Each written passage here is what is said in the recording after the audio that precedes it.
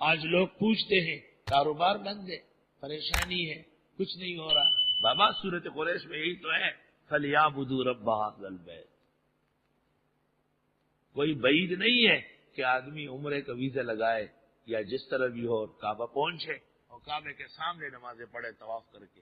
کہا اللہ آپ نے کہا ہے سورہ قریش میں یہاں آیا ہوں، اب میری بندنیں توڑ دے، میرے راستے کھول دے، میرا رزق بڑھا دے، میری تنگیاں معاف فرما دے، اپنے اللہ سے معاملہ سیٹ رکھو. وہ کہتے ہیں میں خوش ہوتا ہوں، سنتا ہوں. بن کے بندہ جو اسے دل سے صدا دیتا ہے، بن کے بندہ جو اسے دل سے صدا دیتا ہے، اس کا ہر کام خدا جلد بنا دیتا ہے.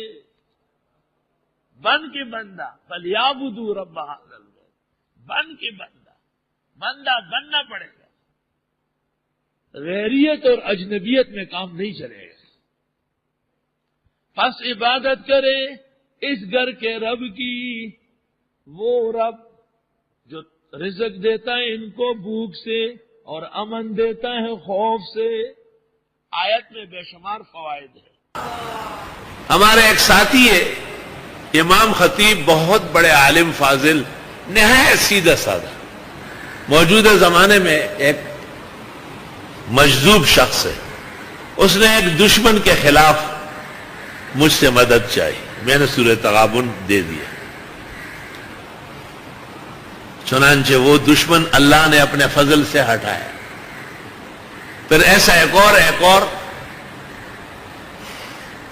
تو ہمارے ایک اور عالم بھائی کو کہتے ہیں بھائی گورا داسی وظیفہ راکڑی چرچا خلاف ہوئے مگا مرشی مڑ کے دل خوڑی نہیں بکار گا نا غبل عالم ورتوئی چتت تنگی اور تا تنگئی نو مقصد خو لري کول دی بکې دا الله خو خدا چې څنګه لري کوي دا د الله د قدرت تکوین دی. یاد رکھو باتوں پر اعتماد کرو تو سونا اور چاندی اور یاقوت و مرجان پاؤ گے، اور باتیں ایسے بھوسا سمجھو گے منکرین کی طرح، شیاطین کی طرح، مکذبین کی طرح، تو ہمیشہ محروم اور بد نصیب ہو.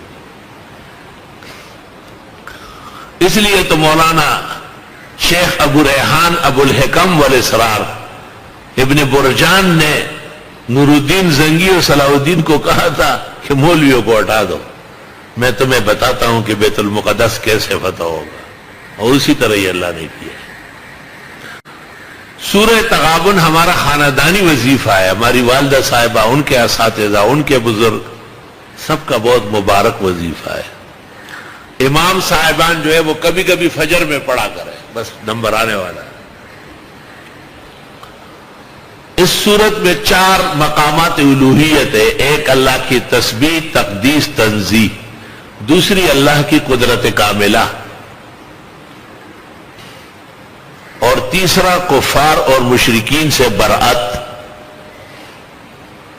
اور چوتھا الفنا فی حب اللہ، یہاں تک کہ بیوی اور بچوں کے بھی شر سے پرہیز کرے.